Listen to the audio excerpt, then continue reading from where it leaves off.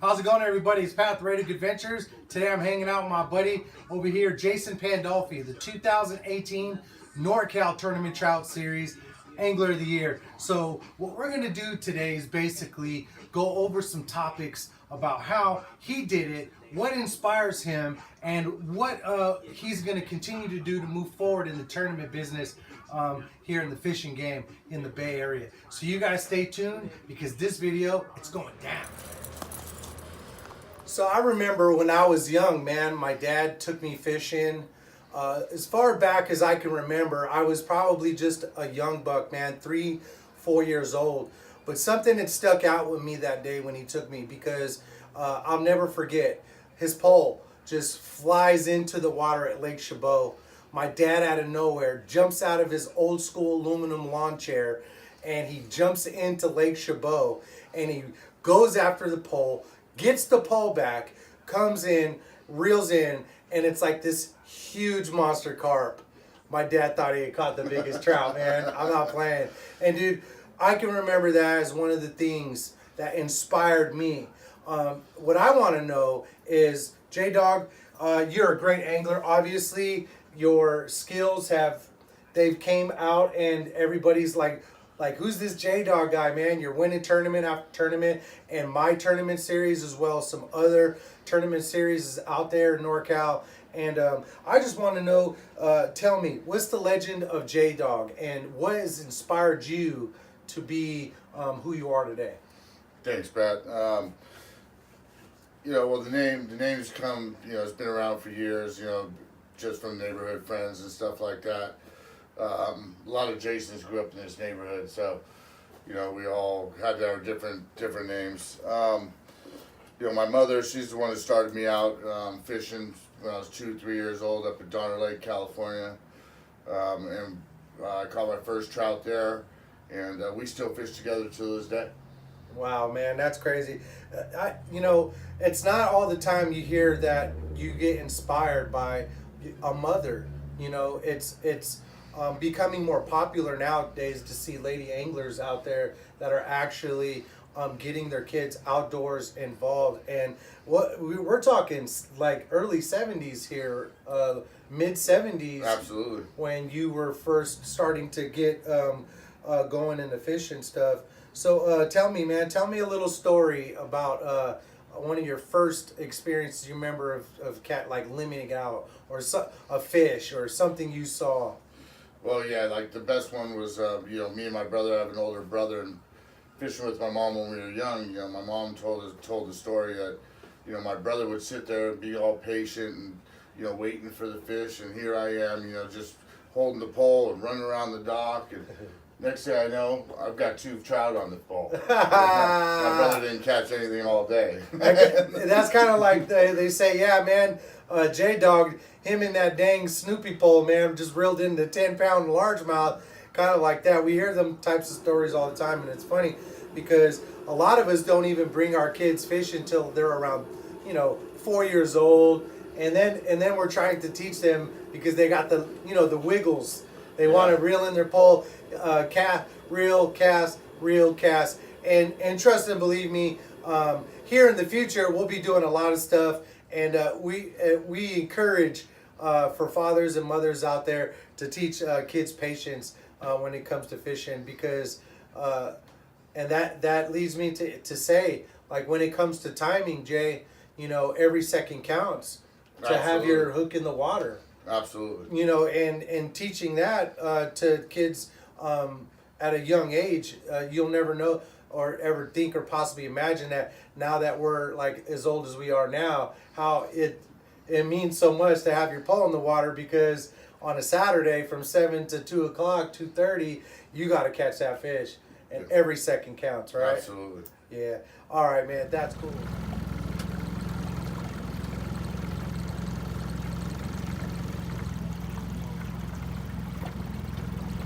Salty and trifling. That thing looks nice. That's the biggest one so far, dude. That's Jaydog. Shore Wars. Did you catch him on? Power main. So we all go out. We all are out trying to catch like some of the biggest fish. You know, I happen to be privileged enough to have been fishing in the East Bay long enough to see when Mount Lassen and the lakes and the parks have actually got together and put in some really, really big fish. In the early 2000s, around 2002, they were putting in fish in the state record class over 20 pounds. They put fish over 20 pounds in Lake Chabot. They put fish over 20 pounds in Don Castro. They put them in every East Bay lake as the truck comes and does a big stocking. Me personally, I caught my biggest fish, my biggest trout ever in those years. But what I want to know is, you know, Jay, and it doesn't have to be your biggest fish. You know, not all the time your best fish or you know is always your biggest fish. Sometimes there could be some fish out there, or time you went out with your significant other, or the time you've taken out your kids, that might be more significant than actually catching the big fish. So tell me,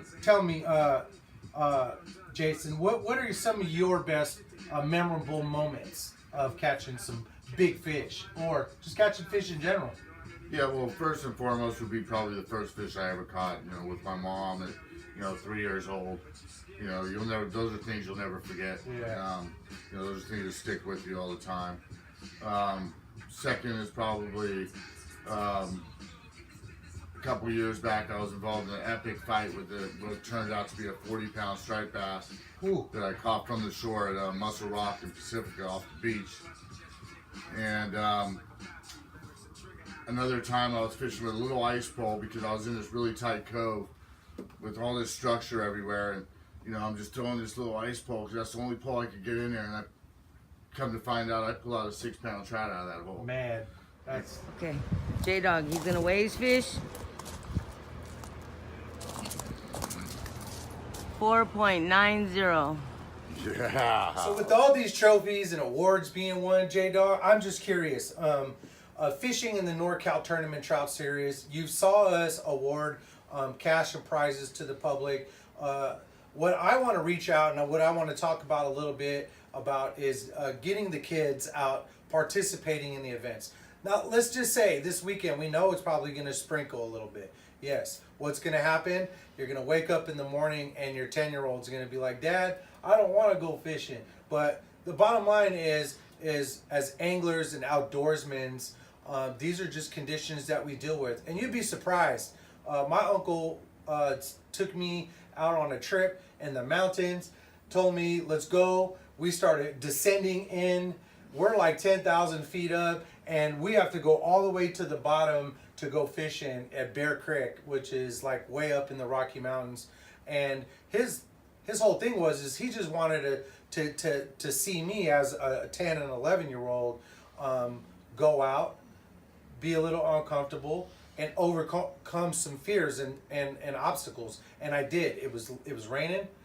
I saw lightning being, you know, crashing in flames like on trees 100 yards away from me. Yeah. I was really scared. But to this day, that time and many other times I was taken out fishing is the reason why I'm so passionate about what I do today. So I want to ask you, Jaydog, tell me personally, why do you think we should get these kids out here to these events fishing?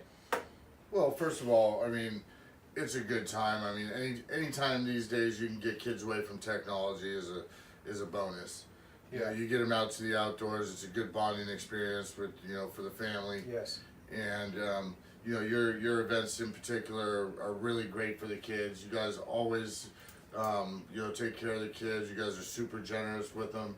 Everybody walks away with a little party pack, and I mean, if I was gonna recommend any fishing event to take your kids to, it would definitely be one of Red Hook Adventures. And I'll tell you why. Just specifically, my wife, you guys call her Lady RHA. She takes a lot of time and pride in actually putting together kids' bags. She orders a lot of like custom pencils and pens and erasers and notepads and stuff like that, so that she could put in there. And we go out, we buy Hot Wheels, we buy little tiny things just in case you do bring your kid. I want to make sure that we send them off with something. And the big question is where are all the sponsors for this event? I'm going to tell you right now. We as Red Hook Adventures are firm believers in what we do, giving back to the public, and we want you to know about Red Hook Adventures. We want you to know about the Norcal Tournament Trout Series, and we are the sponsors of these events, and everything that we do comes out of our own pocket and out of our own heart. So I recommend you guys bring your kids, because kids under 15 with a registered adult is free. You could bring these kids in to have this experience, an experience you wouldn't believe. I see fathers win. I see kids win. And from the back, I get to be honored to see the smiles, the laughter, the bonding between the parents and the child for winning these awards. I get to see the glimmer in that child's eyes of his father being presented with an award or a check, or vice versa. It's just an experience that I believe that all kids should be a part of. It instills confidence because whether you win or lose, at the end of the day, man, it's all about just coming together. We all do as a family, and that's just the bottom line. Now, so now that you guys know that kids under 15 fish free, there's no excuse to bring your kids, right, Jaydog? Absolutely. I mean, There it is there. I mean, come on. There it is there. I told you. I told you. I told you. Here, everybody. She gets the trophy. And that's placing for 2 years in a row. Yeah.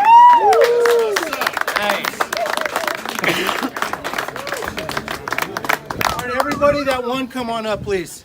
All right, so now that you're going to bring your kids, Jaydog, a lot of people have been wondering how you did it. I want to know, because I was out there. I saw you a few times trolling. I saw that you did some unconventional methods of down rigging. Now, you don't have to tell all your secrets, but can you tell us a little bit about why you think you won Angler of the Year last season? Well, it's a lot of hard work. I mean, days before every event, I'm out there and I'm trying to pre-fish every lake. I'm trying to find out where their feeding patterns are and temperature of the water and where the fish are and where they're active. Yeah. Sometimes you can see them on your fish finder, but you're not going to get a bite. Right. And other times you go to a different area and you don't see anything on your fish finder, and you throw your bait in a little closer to the shore, and all of a sudden you find a pile of fish. Yeah. And that's the great thing about fishing, is you really never know. And advice for some of the new anglers out there is, what I see, if you're fishing from the shore, the biggest problem I always see is guys are casting out way too far.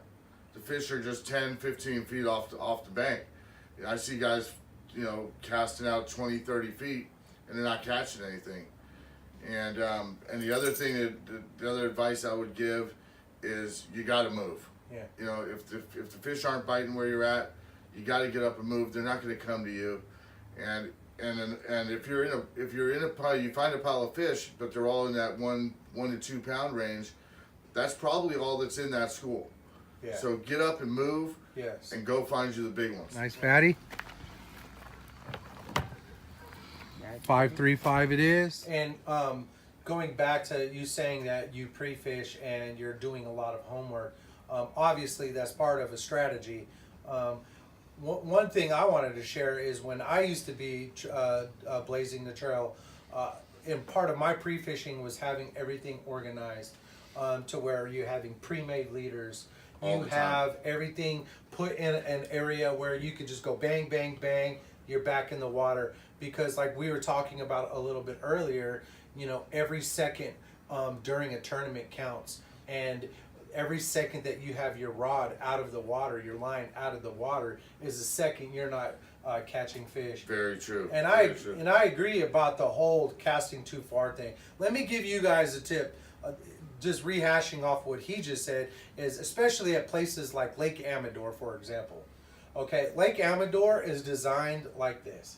Yep. It's basically dug out. It's got a big body of water in it. Yep. And you think that the shoreline, if you're right here and you're casting way over here, I want you to know that line, it's dropping like this diagonally, but it's dropping down to like 50, 75.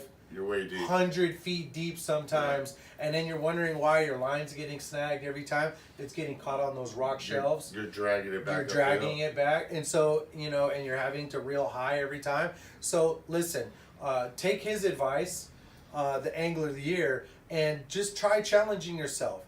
Even if you have a 2-rod stamp, if you feel comfortable casting one short, give it a shot. Go 10 feet, 12 feet, barely just toss it. And if that's not doing it for you, you want to feel more confident about your day, why don't you throw one far or one close, and then you can determine where the fish are at by strategizing I do that a lot. Because you want to try to do everything, right? Yeah, once I find out where they're fishing, then both my poles go right to that same elevation. So we're at the scales. Jaydog just brought in a nice one. Just checked out the video. Nice fish, Jay. Let's go ahead and get that on the scale. Over the years, Jay, I've always felt like what made me a better angler is failing, man. Like there was a lot of times where I was challenged at certain lakes that I've never been to, where they had certain weather conditions, where they had certain conditions that might have just affected your day, no matter what it was, an obstacle. Do you have anything that you want to share with us that might have been a challenge or an obstacle that you faced and you felt over a period of time that you just gotten better to where you've learned from something? Yeah, I mean, sometimes I'll pre-fish a lake and weather's been good, water's clear, and then 2 days after that, the weather's picked up and I show back up to that lake and now it's a muddy lake. Well, everything that I just studied for just goes out the window. Yeah. And then I have to change my strategies and try, and I couldn't stress it more than try everything in your bag. Right. And those lures that you haven't used in years, that might be the one that they're looking for that day.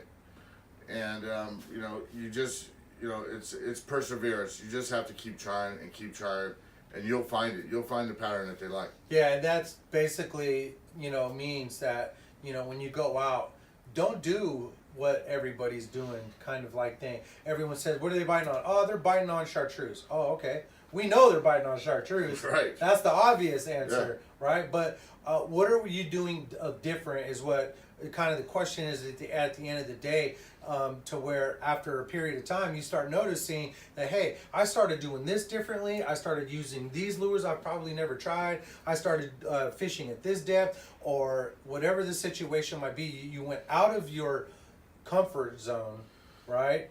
Yeah. Because reality of it is you have a short period of time to win this thing, and it's almost like we get desperate. To the point where you're trying to do everything in your power. And listen, as a tournament angler, not everybody that enters into the Norcal Tournament Trout Series is going to have this mentality. A lot of guys are just bringing their kids, and a lot of guys are. All we're trying to basically do is share some techniques, share some advice on how some of the top anglers in Norcal are doing it. Man, that's awesome, man. Can you tell me, do you have a favorite lure that you used last year? My go-to lure all the time is a Castmaster. Castmaster. Personally, I tweak my Castmasters a little bit. I change the colors. Sometimes I add things, take things off of them. I can't show you that because then you'll be beating me in these tournaments. I showed you those things, but. Yeah, don't be afraid to tweak stuff, and change patterns. I mean, sometimes people are saying, the orange Castmasters are the way to go, but you switch over to the chrome and blue, which I've had tons of luck with. Yeah. And that's the ones you're going to catch them on. Yeah, I've caught one of my biggest rainbows. I got multiple double-digit rainbows, but in 2002 I caught one with a silver and blue Castmaster, and those are like memorable fish and lures as well. Let me tell you something, guys. Shore Wars was basically a name that I had created. It's always been an interest of mine to involve. When I got on Facebook for the first time in social media, I was so inspired by seeing all these other teams and all these other brands like Fishing with Jaydog and Lip Rippers. And I was hearing all these names, man. I was like, man, I thought, what would it be like to see all these guys just get together and kind of, hang out and compete and for bragging rights? And that's kind of how Shore Wars came about. And the reason why I named it Shore Wars and still invite kayakers, boaters, belly boaters is because over years and years of me fishing, I've always saw it was a trend that even some of the guys in the biggest, most expensive North Rivers money can buy, you'll see them anchor up on shore that early morning just to get that early morning That's bite. where you'll find me. And dude, that's what Shore Wars was all about. Now we call it Trout Wars. Because I want to get more boaters, I want to get more kayakers, I want to get more belly boaters and involved. So appropriately, it's now called Trout Wars, formerly known as Shore Wars. But check this out: from the shore, early in the morning, we all know the fish are biting. What's your go-to shore bait? Well, I love to use the Castmaster. I love using live worms. Live worms. Early in the morning, close to shore, live worms are good. I think you got the first place Del Val on a live worm, or I did, yeah. Yeah, live worm. Live worm. Yeah, live worms, man. That's my go-to. Just so everybody knows, I float them off the bottom. If you guys are probably watching this and you guys don't know, go buy yourself a worm blower. They're at any tackle store. Just ask them, hey, can I get a worm blower? And blow up your little worm and watch that thing float to the top and watch the rainbow come and bite your stuff. We're here with Jaydog. We're here giving you guys some tips. We're here giving you some advice. I want to see over a period of time, as you guys watch this video today, tomorrow, next year, why don't you guys go ahead, get into comments, post some of your favorite stories, some of your most memorable moments. Tell me who's inspired you the most. And let me know what some of your techniques are. And if you can, inbox me some of them big pictures. Send me them in your DMs. You guys get with Fishing with Jaydog. You see his social media handle right there. You guys stay tuned. I hope you enjoyed the video. Thank you. To a big shout out to Trout, Eagle Claw, Procure, Fishing with Jaydog, and thank you to Steve Nelson providing us with that beautiful art piece for the Angler of the Year. Jaydog, congratulations, bro. Thank you. Thanks, man. I really appreciate it. It's all Thank good, you. brother. It's all good. Thanks. Thank you.